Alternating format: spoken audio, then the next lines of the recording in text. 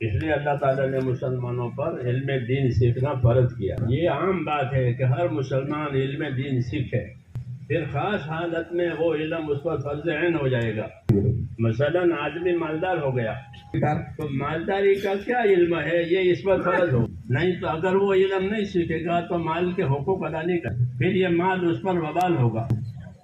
اس لیے جو حال آوے اس حال کا علم ضروری ہے، یہ ہماری شریعت کا حکم کہ جو حال آوے اس حال کا علم لو، ورنہ علم تو ایک سمندر ہے، اس کی کوئی حد نہیں ہے، لیکن جو حال آوے اس حال کا علم ہونا واجب ہے۔ مسافر پر سفر کا علم، مریض پر مرض کا علم کہ مرض میں کیا کا حکم ہے۔ عمران ابن حسین مشہور صحابی ہیں، پرانے صحابی ہیں، وہ اکثر بیمار رہتے، وہ حضور صلی اللہ علیہ وسلم سے بیماری کے مسائل پوچھتے، کیونکہ حضور صلی اللہ علیہ وسلم کی شریعت کامل حال آوے اس حال کا علم ہونا ضروری ہے، وہی علم واجب ہے، ورنہ وہ ایک فرض کفایت ہے۔ اس علم کو اللہ تبارک و تعالیٰ کی طرف سے ضروری قرار دیا گیا ہے کہ ہر مسلمان علم دین سیکھے، ہر مسلمان عورت علم دین سیکھے۔ قرآن کریم میں اللہ تعالیٰ نے ایک حکم دیا ہے، یا ایھا الذین آمنوا قوا انفسکم واہلیکم نارا، کہ ایمان والو اپنے آپ کو، اپنے اہل و عیال کو دوزخ کی آگ سے بچاؤ۔ دوزخ کی آگ سے بچنے کا کیا راستہ ہے؟ دوزخ کسی نے دیکھی بھی نہیں ہے، کیسے بچے؟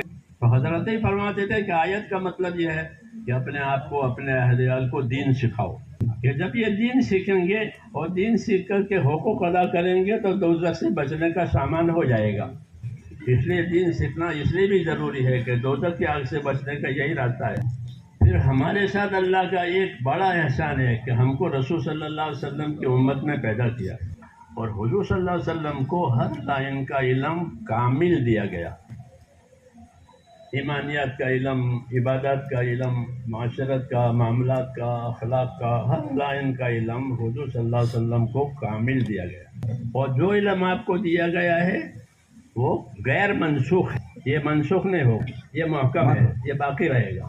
اللہ تعالیٰ اس علم کو باقی رکھیں گے اور اس کی حفاظت کریں گے۔ جس زمانے میں لوگ اس کی تلاش میں، اس کی طلب میں نکلیں گے، اللہ ان کو علم دے گا۔ یہ الگ بات ہے کہ لوگ اس کی طلب ہی نہ کریں، لوگ اس کو نہ لیں، تو وہ جہالت میں ملوث رہیں گے۔ اس لیے اس کا حاصل ہونا، اس کا حاصل کرنا ضروری دیا گیا ہے۔ اور اس علم کی غرض یہ نہیں ہے کہ اس سے دنیا کی تعمیر کی جائے، وہ تو دنیا کے علوم ہیں، دنیا کی تعمیر کے لیے، دنیا کے علوم دنیا کی تعمیر کے لیے ہیں، مختلف فنون پڑھائے جاتے ہیں دنیا میں، وہ دنیا کی ترقی کے لیے ہے۔ ان کا کوئی تعلق آخرت سے نہیں ہے، ان کی سب ترقیاں موت تک کی ہے، موت کے بعد ان کا کوئی اثر نہیں۔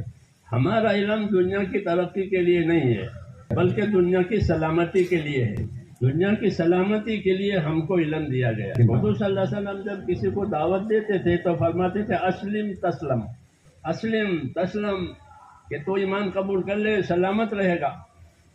تو ہم اس علم میں سلامتی ہے، یہ علم اس لیے اتارا ہے کہ اس سے حقوق کی حفاظت کی جائے، کہ کیا کیا حقوق ہم پر قائم ہوتے ہیں وہ جاننا اس علم کے غرض ہے۔ سب سے پہلے اللہ کا حق ہے، اللہم انت الاول فلیس قبلک شیء، تو اللہ کا کیا حق؟ معاذ ابن جبل سے حضور نے پوچھا، معاذ آپ کو معلوم ہے اللہ کا کیا حق؟ عرض کیا مجھے نہیں معلوم۔ آپ نے فرمایا اللہ کا حق یہ ہے کہ اسی کی عبادت کی جائے گی، اس کے ساتھ کسی کو شریک نہیں کیا۔ اس لیے یہ مثال ہے کہ اس علم میں حقوق کی تعلیم دی جائے گی کہ اللہ کا کیا حق ہے، رسول کا کیا حق ہے، کتاب کا کیا حق ہے۔ دنیا جو ہے وہ تعلقات کی جگہ ہے، یہاں تعلقات قائم ہوتے ہیں، پھر ہر تعلق کا ایک حق ہے، ہر تعلق کا ایک حق ہے۔ اگر یہ حق نہیں جانیں گے تو پھر تعلقات کا حق ادا نہیں ہوگا، فساد ہوگا۔ اس لیے اس علم کو سیکھنا اس لیے ضروری ہے کہ جو جو حقوق ہمارے اوپر قائم ہوتے ہیں ہمیں اس حقوق کے بارے میں معلومات ہو جاوے کہ ان کا یہ حق ہے، ان کا یہ حق ہے، ان کا یہ حق۔ اللہ تعالیٰ نے دنیا کے اسباب بھی پیدا کیے ہیں، وہ حقوق ادا کرنے کے لیے پیدا کیا۔ مثلا مال پیدا کیا ہے تو مال مالدار بننے کے لیے نہیں پیدا کیا ہے، مال جو ہے وہ مالدار بننے کے لیے نہیں پیدا ہوا ہے بلکہ مال حقوق ادا کرنے کے لیے پیدا ہوا ہے۔ اس لیے مال آوے تو مال کے بارے میں کیا حقوق ہے اس کا جاننا ضروری ہے۔ اگر حقوق مال میں ادا نہیں ہوں گے تو مال عذاب بنے گا، حدیثوں میں پناہ مانگی ہے، اللہم انی اعوذ بک من مال یکون علی عذابا، اے اللہ ایسے مال سے پناہ مانگتا ہوں جو عذاب بنے۔ اس لیے علم کی بات اتنی ہے کہ جو حال آوے اس حال کا علم ضروری ہے، جو حال آوے اس حال کا علم، تاکہ جہالت میں زندگی نہ گزرے۔ یہ ہمارے علم کی بنیاد ہے کہ جو حال آوے اس حال کا علم جانو، تاکہ زندگی کا کوئی حال جہالت میں نہ گزرے، اس لیے کہ جہالت جہنم میں لے جائے گی، جہالت کا انجام اور جہالت کا نتیجہ جہنم ہے۔ اس لیے کہ جہنمی جو ہے جہنم میں جا کر حسرت سے یہ کہیں گے لو کنہ کہ اگر ہم جانتے اور عمل کرتے تو جہنم میں نہ ہوتا۔ تو جہالت یہ جہنم میں لے جاتی ہے، اس لیے علم کا سیکھنا ضروری ہے۔ ہاں، علم سیکھنے اور علم سکھانے کے دوسری بات میرے بزرگوں یہ ہے کہ علم اللہ کی ایک امانت ہے، یہ اللہ کی امانت ہے جو رسولوں کو دی جاتی ہے، انہی کے ذریعے سے یہ امانت تقسیم ہوتی ہے۔ وہی علم ہے جو رسولوں کے ذریعے سے، انبیاء کرام کے ذریعے سے آوے، وہی علم ہے۔ باقی چیزیں وہ علم نہیں ہے، وہ دنیا کے فنون ہیں، وہ دنیا کے فنون ہے، وہ دنیا کی ترقی کے لیے ہے۔ یہ علم دنیا کی ترقی کے لیے نہیں ہے، دنیا کی سلامتی کے لیے ہے اور حقوق پہچان کرنے کے لیے ہے۔ رسول صلی اللہ علیہ وسلم پر یہ علم کامل اترا اور حضور صلی اللہ علیہ وسلم نے اپنے علوم کو اپنی دعوت سے جوڑا، کیونکہ یہ سب کے لیے نازل ہوا ہے۔ قرآن شریف ہدی للعالمین ہے، حضور صلی اللہ علیہ وسلم رحمت للعالمین ہے، اس لیے اس رحمت کا تقاضا یہ ہے کہ یہ علم سب کو دیا جائے۔ پھر انبیاء کرام پر جو علم نازل ہوتا ہے وہ دو قسم کا ہے، ایک فضائل کا علم نازل ہوتا ہے، ایک طریقوں کا علم نازل ہوتا ہے۔ فضائل کا علم نازل ہوتا ہے، فضائل کا علم نازل ہونے کی حکمت یہ ہے کہ فضائل کا علم معلوم ہونے سے عمل کی رغبت پیدا ہوتی ہے، عمل کی قدر پیدا ہوتی ہے۔ اگر فضائل کا علم نہیں ہوگا تو عمل کی رغبت نہیں ہوگی اور عمل کی قدر بھی نہیں ہوگی۔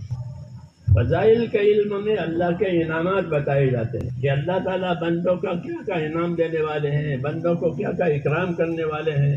اس انعام اور اکرام کی تفصیلات جو ہے فضائل کے علم میں ہوتی ہے، اس کو علم ترغیب کہتے ہیں۔ انبیاء کرام کو ترغیب کا بھی علم دیا جاتا ہے تاکہ لوگوں کو ترغیب دے، رغبت دلانے اللہ کی بات ماننے میں، اللہ کے حرام سے بچنے میں کیا فضیلت ہے، اللہ کے حکم پورا کرنے میں کیا انعام ہے، وہ ان کو معلوم ہو جائے۔ اس علم کے ساتھ نبیوں کو بھیجتے ہیں، وَمَا نُرْسِلُ الْمُرْسَلِينَ إِلَّا مُبَشِّرِينَ وَمُنذِرِينَ إِنَّا أَرْسَلْنَاكَ بِالْحَقِّ بَشِيرًا وَنَذِيرًا۔ یہ فرمایا کہ ہم انبیاء کرام کو مبشر اور منذر بنا کر بھیجتے ہیں کہ طاعت کرنے والوں کا انعام اور نہ طاعت کرنے والوں کی کیا سزا ہے، وہ آپ صلی اللہ علیہ وسلم کو بشیر اور نذیر بنایا ہے کہ اطاعت کرنے والوں کو بشارتیں دیں اور اطاعت چھوڑنے والوں کو اللہ کے عذاب سے ڈرائیں۔ یہ اسلوب ہوتا ہے، یہ طریقہ ہوتا ہے۔ فضائل کا علم جاننا اس لیے ضروری ہے تاکہ اللہ کے انعام اکرام کی قدر معلوم ہو جائے کہ اللہ مجھے کیا دے گا۔ کوئی بھی نوکری کرنے والا نوکری کرے، کوئی مزدوری کرے تو پہلے پوچھتا ہے مجھے کیا ملے گا، تو کہ یہ دیں گے، یہ دیں گے، یہ دیں گے، تو خوش ہو جاتا ہے، وہ معاملہ طے ہو جاتا ہے۔ اسی طرح اللہ تعالیٰ بندے کے ساتھ معاملہ کرتے ہیں کہ تم پر جو ہم نے ذمہ داریاں ڈالی ہیں اس ذمہ داریوں پر تم کو یہ ملے گا اور یہ ملے گا اور یہ ملے گا، تاکہ وہ خوش ہو کر اس پر عمل کرے۔ تو ایک تو اللہ تعالیٰ کا یہ انعام ہے کہ ہم پر علم ترغیب نازل کیا ہے تاکہ خوشی خوشی عمل کے لیے تیار ہو جائے۔ آج اس علم کے جاننے کا رواج نہیں رہا، اس لیے اپنے عمل پر کوئی خوشی بھی نہیں ہوتی، عمل کر لیا، سر سے اتر گیا بس۔ حالانکہ عمل کے نتیجے پر اور عمل کے انعام پر خوش ہونا یہ ایمان کی علامت ہے۔ اذا سرت کا حسنتوں کا وسعت کا سیئتوں کا فانت مومن، کیوں فرمایا اذا سرت کا حسنتوں کا وسعت کا سیئتوں کا فانت مومن، کہ جب تجھ کو اپنی نیکی پر خوشی ہونے لگے اور تم کو اپنی بدی پر رنج اور غم ہونے لگے تو سمجھ کے تو مومن بن رہا ہے۔ اس لیے فضائل کے علم کی یہ اثر ہے کہ اگر فضائل کا علم معلوم ہوگا تو عمل سے خوشی ہوگی کہ میں نے یہ عمل کیا، اللہ مجھے یہ دینے والے ہیں، میں نے یہ عمل کیا، اللہ مجھے یہ دینے والے ہیں۔ تو یہ ایمان کی ترقی کی علامت ہے۔ اس لیے انبیاء کرام پر یہ علم پہلے نازل ہوتا ہے، فضائل کا علم، ترغیب کا علم، جنت جہنم کے حالات یہ پہلے نازل ہوتے ہیں، کیونکہ اس سے استعداد پیدا ہوتی ہے عمل کرنے کی۔ اور جو وعدے وعیدیں ہیں اس کے سننے سے گناہوں سے اور منکرات سے بچنے کی استطاعت پیدا ہوتی ہے۔ حضرت عائشہ رضی اللہ عنہ فرماتی ہیں کہ اگر اللہ تعالیٰ پہلے سے یہ حکم دیتا کہ شراب حرام ہے، زنا حرام ہے، سود حرام ہے، تو کوئی بھی نہیں مانتا، کیونکہ ان میں اس کے چھوڑنے کی استعداد ہی نہیں تھی۔ اس لیے پہلے اس کے حرمت کے احکام نہیں آئے، بلکہ اس کے نقصانات کے علم آئے کہ یہ نقصان ہے، یہ نقصان ہے، یہ نقصان ہے، یہ عذاب ہے، اور اس کی دعوت چلائی گئی، اور اس کی وجہ سے وہ اس عمل کی برائی دلوں میں آئی کہ یہ عمل برا ہے، چھوڑنا چاہیے، تو لوگوں میں اس کے چھوڑنے کی استطاعت پیدا ہوئی، اور جو عمل مطلوب تھے اس کے فضائل آئے، اخلاق کے فضائل آئے، اعمال کے فضائل آئے، تو لوگوں میں اعمال آئے، لوگوں میں اخلاق آئے۔ اس لیے علم کا یہ طریقہ ہے کہ پہلے اس کے فضائل سامنے آئے کہ اس پر ہمیں اللہ تعالیٰ کیا دینے والے ہیں، اور اس کے ساتھ اس کی محنت ہو، تو محنت سے ان فضائل کا یقین پیدا ہوگا۔ جابر بن عبداللہ رضی اللہ عنہ یہ فرماتے ہیں کہ ہم ایک سفر میں تھے اور سوار تھے، تو جابر بن عبداللہ نے پیدل چلنے کی فضیلت بتائی، اللہ کے راستے میں پیدل چلنے کی فضیلت بتائی کہ اللہ کے راستے میں چلنے والوں پر جو گرد و غبار ان کے قدموں پر آئے گا وہ جہنم سے محفوظ رہے گا۔ یہ رحمت کی بات سنائی، تو لوگ اپنے اپنی سواریوں سے نیچے اتر گئے اور سب سے زیادہ اس سفر میں پیدل چلنے والے ہو گئے۔ اس لیے پہلے فضائل کا علم اترتا ہے کہ اپنے عمل کی قدر معلوم ہو جائے، اپنے گناہ کے بارے میں فکر پیدا ہو جائے کہ گناہ کرنے کا کتنا وبال ہے اور عمل کرنے کا کتنا انعام ہے۔ اس سے آدمی کی دینی زندگی صحیح ہوتی ہے۔ اس لیے دعوت کی محنت میں یہ علم استعمال ہوتا ہے تاکہ عمل کی استعداد پیدا ہو۔ جب عمل کی استعداد پیدا ہو جائے تو پھر عمل کا طریقہ بتانا چاہیے کہ عمل کا صحیح طریقہ یہ ہے۔ عمل کے صحیح طریقہ کا نام شریعت ہے۔ شریعت اور شرائع، اس کا مطلب ہے عمل کے صحیح طریقے جو اللہ کی طرف سے ملتے ہیں کہ طواف یوں کیا جائے گا، نماز یوں پڑھی جائے گی، سجدہ یوں ہوگا، رکوع یوں ہوگا۔ ہاں، اس کو شرائع کا علم کہتے ہیں، طریقوں کا علم۔ شریعت کا اور طریقوں کا علم نہیں جانیں گے تو عمل صحیح نہیں ہوگا۔ اس لیے دعوت اور تبلیغ میں یہ بات کہی جاتی ہے کہ فضائل کا علم وہ تم پڑھو کتابوں سے، وہ سنو اور سناؤ، اور جو شریعت کا علم ہے، طریقوں کا علم ہے، وہ علماء سے پوچھو۔ فضائل کا علم کتابوں میں ہے، اس کا سمجھنا آسان ہے، اس میں کسی کو اختلاف نہیں کہ بھائی نماز با جماعت پڑھو گے تو 27 درجہ ثواب ملے گا، اس میں کون اختلاف کرے گا؟ اس میں کوئی اختلاف نہیں کرے گا، کیونکہ یہ بشارت ہے، تو بشارت سے کون اختلاف کرے گا؟ اس لیے کہا فضائل کا علم خود پڑھو، خود سیکھو، خود سنو، سناؤ۔ اس لیے فضائل کا علم کو ہر جگہ عام کرنا چاہیے، مساجد میں، مکانوں میں، سفروں میں، ہر جگہ، تاکہ عمل کی رغبت پیدا ہو جائے اور وہ رغبت اور یقین کے ساتھ عمل کرے۔ اور مسائل کا علم اپنے اپنی ضرورت کے مطابق سیکھنا چاہیے، اگر معلوم نہیں ہے تو پوچھنا چاہیے، سیکھنا چاہیے اور پوچھنا چاہیے۔ حکم ہے فاسألوا اہل الذکر ان کنتم لا تعلمون، کہ جاننے والوں سے پوچھ لیا کرو اگر تم جانتے نہیں ہو تو۔ اس لیے علماء سے پوچھا جائے گا، اس کا حکم معلوم کیا جائے گا، کیا حکم ہے کہ صحیح طریقے پر عمل ہوگا تو فضیلت ملے گی، غلط طریقے پر عمل ہوگا تو فضیلت نہیں ملے گی۔ اس لیے امت کے ذمے ہے فضائل کا علم بھی یاد رکھے اور مسائل کا علم بھی پوچھے، تاکہ کوئی عمل جہالت کے ساتھ نہ ہو۔ اس لیے حضور صلی اللہ علیہ وسلم نے جو علم آپ پر نازل ہوا آپ نے اس کی دعوت دی ہے۔ نماز آئی تو نماز کی دعوت دی، ذکر آیا تو ذکر کی دعوت، یعنی اس کے فضائل بتائے، اس کے طریقے بتائے، کیونکہ فضائل بتانے سے رغبت پیدا ہوتی ہے، طریقہ بتانے سے عمل صحیح ہوتا ہے۔ اس لیے فضائل اپنی جگہ ضروری ہے، مسائل اپنی جگہ ضروری ہے، دونوں ہونے چاہیے۔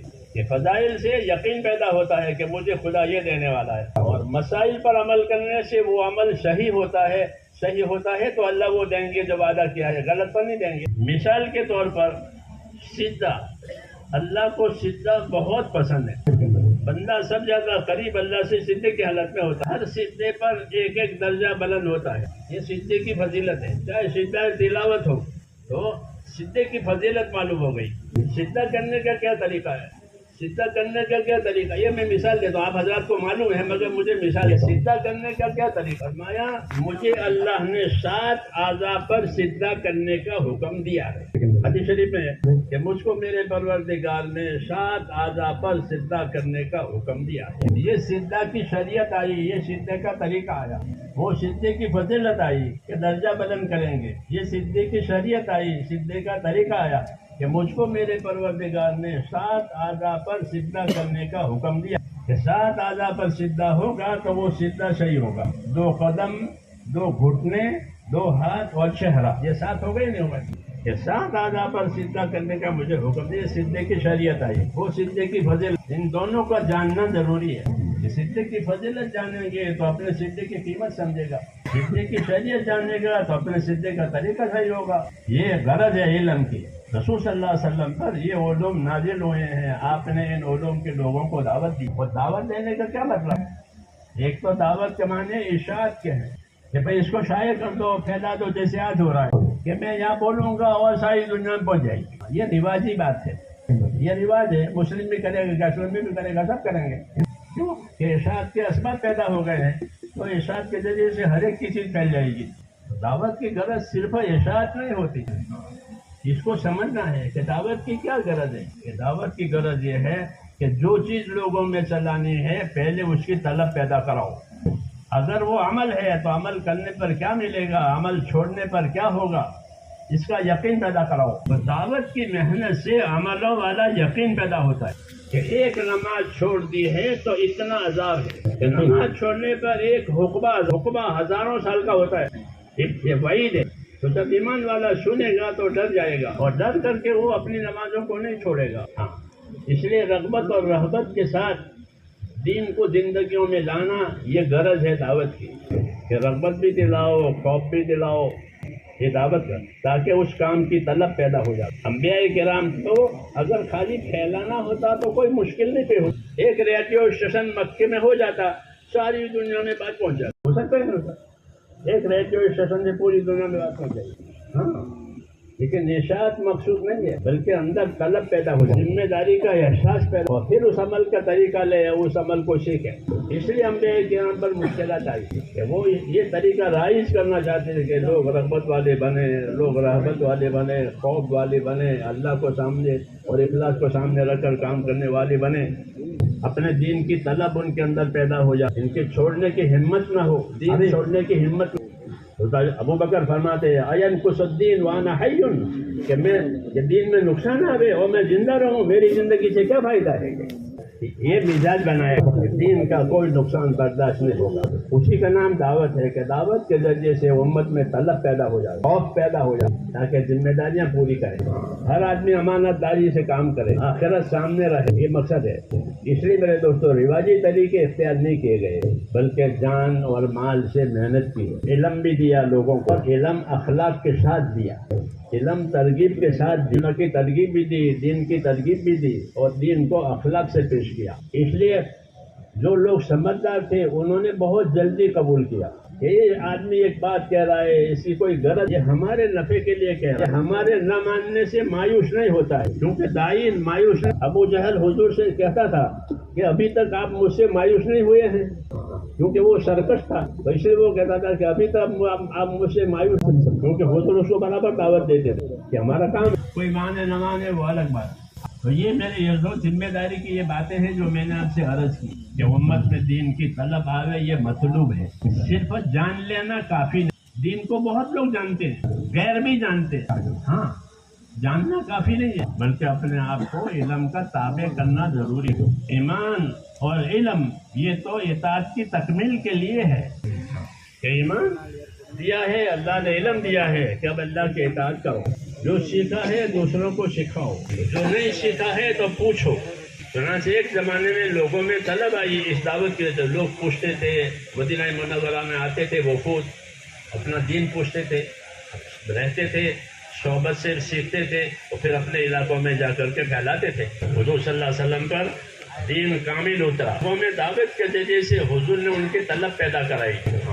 اس طلب کی وجہ سے عمل کامل ہوا، اتباع کامل ہوا. کیونکہ اصل غرض تو اتباع، مذہب کی جان ہے اتباع. نبی بھی اتباع کا پابند ہے. اتبع ما یوحی الیک، اے نبی جو وحی آپ پر آوے آپ اس کا اتباع کریں. اتباع کے دو ہی راستے ہیں، اتباع ہوا، اتباع ہدیٰ. دو ہی راستے ہیں، تیسرا راستہ نہیں ہے. یا اتباع ہدیٰ ہوگا یا اتباع ہوا ہوگا. عالم ہو عامل ہو دونوں میں سے ایک بات ہوگی، یا وہ ہوا کا اتباع کرے گا یا ہدیٰ کا اتباع کرے گا. اس لیے ہم پر حکم ہے اتباع ہدیٰ کا. اتباع ہدا میں استقامت بھی ہے، دعوت بھی ہے۔ میری بات سمجھ آ رہی ہے یا تھک گئے بیٹھے بیٹھے؟ آپ لوگوں میں بات کرنا جی چاہتا ہے میرا، کیونکہ خریدار اچھے ہیں۔ ہاں، لوگ خریداروں کو اپنے شو روم میں لے جاتے ہیں نا کہ ہمارا شو روم دیکھو، ہمارا شو روم دیکھو۔ یہ تو تاجروں کا علاقہ ہے پورا۔ تو ایسے اہل علم ہے تو ان کو دل کی بات کہنے کو جی چاہتا ہے، سمجھتے بھی ہیں اور عمل بھی کر سکتے ہیں، حق بھی ادا کر سکتے ہیں، اندر استعداد ہے۔ اس لیے میں نے یہ ساری باتیں پھیلا کر کے کی ہے۔ اب امت کے دو طبقے ہیں، ایک طبقہ امت کا وہ ہے جن میں طلب ہے، وہ تو آپ کے پاس آئیں گے اور علم طلب کریں گے، طلبہ آئیں گے، پڑھیں گے، سیکھیں گے، داخلہ لیں گے، ان میں تو طلب ہے مگر وہ تھوڑے ہیں۔ بہت بڑا طبقہ امت کا وہ ہے جن میں کوئی طلب نہیں ہے، نہ ان کو آخرت کی فکر ہے، ان کا کیا علاج کرنا کہ ان میں طلب آوے، وہ تو آپ کے پاس بھی نہیں آئے۔ اس لیے نبیوں کی ایک سنت ہے نفر سفر۔ انبیاء کرام کی زندگی میں یہ بہت نمایاں ہے، بہت زیادہ، نفر سفر۔ صحابہ کرام حضور کے بارے میں فرماتے تھے کہ لیست لہ راحہ، کیوں کہ آپ حرکت، جو طلب والے آتے تھے ان کو تعلیم دیتے تھے، جن میں طلب نہیں ہے ان کے پاس جا کر دعوت دیتے تھے، یا آدمی کو آدمیوں کو بھیج کر ان کو ان تک بات پہنچاتے تھے، ان کو تیار کرتے تھے۔ طلب والے بھی آتے۔ انس بن مالک فرماتے تھے کہ میں نے رسول صلی اللہ علیہ وسلم کو دیکھا ہے کہ آپ کے پیٹ پر پتھر بندھے ہوئے ہیں اور اصحاب صفہ کو قرآن کی تعلیم دے رہے ہیں۔ تو اصحاب صفہ تو طالب علم تھے، وہ طلب والے تھے، اس لیے ان کو ان کی طلب پر دیا۔ تو بے طلب ہے ان کو تو ان کو چھوڑ دینا کہ بھائی پیاسا ہوگا تو کنویں پر آئے گا، ہم تو کنویں کی طرح ٹھنڈا پانی لے کر بیٹھے ہوئے ہیں، جیسے کنواں ہوتا ہے نا، ٹھنڈا پانی اس میں ہوتا ہے، تو جس کو پیاس ہوگی کنویں میں آوے، نہ آوے تو پیاسا مرے، ایسا ہے۔ یہ صحیح ہے، یہ صحیح ہے۔ تو پھر نبوت کی کیا مثال ہے؟ نبوت کی مثال یہ ہے، الم تر انا، کیا دیکھتے نہیں ہو کہ ہم بادلوں کو پانی سے بھرے ہوئے بھیجتے ہیں؟ الم تر انا نسوق الماء الى الارض الجرز، کیا دیکھتے نہ ہو کہ بنجر زمین پر ہم پانی کے بادل بھیجتے ہیں اور ان پر پانی برساتے ہیں۔ اس پانی کے برسنے کی وجہ سے ان کے لیے اور ان کے جانوروں کے لیے ان کی زندگی کا سامان بن جاتا ہے۔ اولم يروا انا نسوق الماء الى الارض الجرز ونخرج به زرعا تاكل منه انامهم وانفسهم افلا يبصرون، یہ نبوت کی مثال دی ہے کہ دیکھتے نہیں ہو کہ ہم بنجر زمین پر بادل بھیج کر پانی برساتے ہیں، پھر پانی سے وہ زمین آباد ہو جاتی ہے، اس میں سے پیداوار آتی ہے، اس پیداوار سے ان کا گزارا ہو جاتا ہے، ان کے جانوروں کا چارہ ہو جاتا ہے، ان کا گزارا ان کا چارہ دونوں ایک ساتھ ہو جاتے ہیں۔ کیونکہ اس زمانے میں لوگ جانور رکھتے تھے، آپ لوگ تو کاریں ٹیکسیاں رکھتے ہیں، ہاں جی ہاں، اس کا چارہ الگ ہے۔ اب آخری بات سنو، حضور صلی اللہ علیہ وسلم کی سیرت میں یہ ہے، جب آپ امن ہو گیا، مکہ معظمہ کے فتح ہو گیا، قریش کی جو لڑائیاں تھیں وہ قریش ایمان لے آئے اور وہ لڑائیاں ختم ہو گئی اور ہدوء ہو گیا، سکون ہو گیا۔ جب سکون ہو گیا تو حضور صلی اللہ علیہ وسلم نے وفود پھیلائے، وفود کی آمد بھی ہوئی، وفود کا جانا بھی ہوا۔ بعد وفود 6 مہینہ رہتے تھے۔ خالد بن ولید کو بھیجا تھا تو وہ 6 مہینہ رہے، ہم تو 4 مہینے کی بات کرتے ہیں لوگوں سے، وہ 6 مہینے رہے یمن میں۔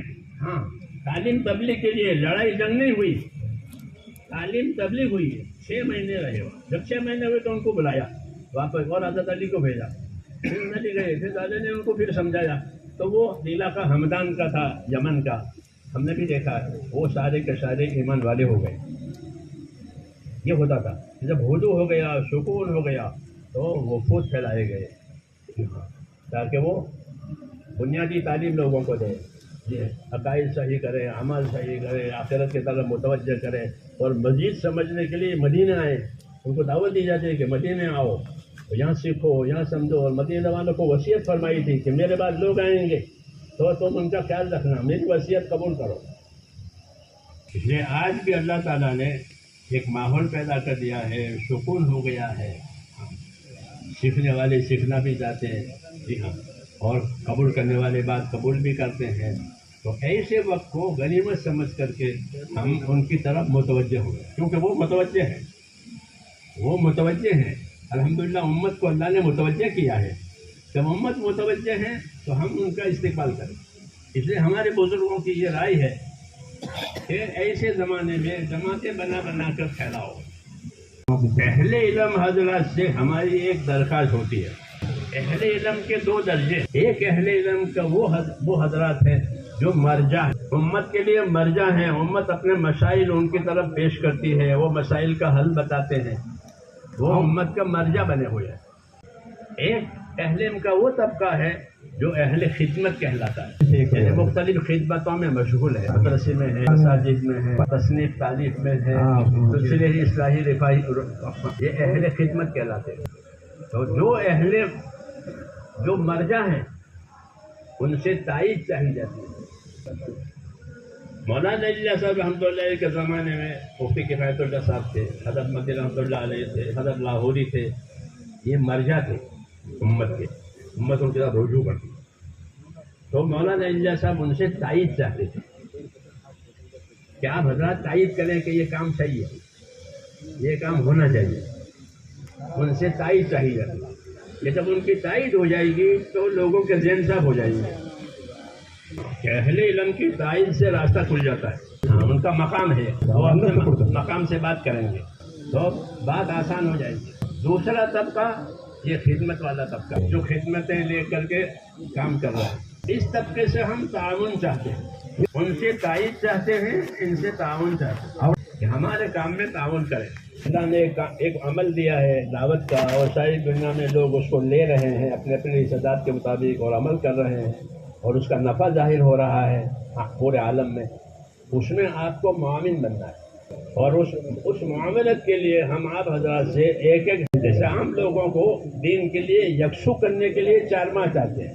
جو وہ 4 ماہ دے گا، عام آدمی ہے تو وہ اپنے دین کے لیے یکسو ہو جائے گا. 4 مہینے میں عالم نہیں بنتا، یکسو ہوتا ہے کہ مجھے دن کا کام کرنا چاہیے، مجھے نماز پڑھنی چاہیے، مجھے زکوٰۃ دینی چاہیے. یہ اس کے دل میں یکسو ہی آتی ہے. تو ان سے 4 مہینے آپ سے تعاون مانگتے ہیں. ہاں کہ آپ حضرات تعاون کریں کہ ہم تو ہیں خدمتوں میں. کہ ایک خدمت آپ اہل طلب کو دیتے ہیں، طالب علم آئے، ان کا داخلہ کیا، ان کو پڑھایا، آخر تک پڑھایا. تو ایسا جو جن میں طلب نہیں ہے کہ ان کے پاس بھی جانا تاکہ ان کو دین کی طلب آئے. اگر ان میں طلب آئی تو وہ دین سیکھیں گے، نہیں تو اپنے اولاد کو سکھائیں گے. اس لیے ان کے پاس جانا ضروری ہے، کیونکہ بے طلب کا طبقہ بہت ہے دنیا میں، بہت دین سے دور. اس لیے 1 سال آپ سے اس لیے مانگتے ہیں کہ آپ 1 سال اس کام میں وقت لگائیں، اس کام کے نیچ اونچ کو سمجھیں، اس کام کے اصول کو سمجھیں، اور اچھی طرح سمجھ کر کے دوسروں کو سمجھا سکیں. کیونکہ آپ کا علم قابلیت ہے، اس لیے آپ زیادہ کام کر پائیں گے. اس لیے آپ سے 1 سال کا مطلب، اور یہ 1 سال ابھی کے ابھی نہیں جانا ہے، آج کے آج، بلکہ ترتیب بنا کے جانا ہے. جو کام آپ کے ذمہ میں ہے اس کو بھی دیکھنا ہے، اور جو ہم تقاضا کر رہے ہیں اسے بھی سنبھالنا. تو اس کا طریقہ یہی ہے کہ جو کام آپ کے ذمہ ہے اور اس کو آپ چھوڑ کر کے جا رہے ہیں اس کی ترتیب بناویں تاکہ یہ جاری رہے. ایک نیا کام شروع ہو جائے تو اس سے کام میں ترقی و تعدیہ ہوگی. اس لیے آج کے آج سال میں نہیں جانا ہے، بنا کر کے جانا ہے. مہینے بنے، 2 مہینے بنے، 6 مہینے میں بنے، لیکن ایک فیصلہ کرنا ہے کہ مجھے سال لینا ہے.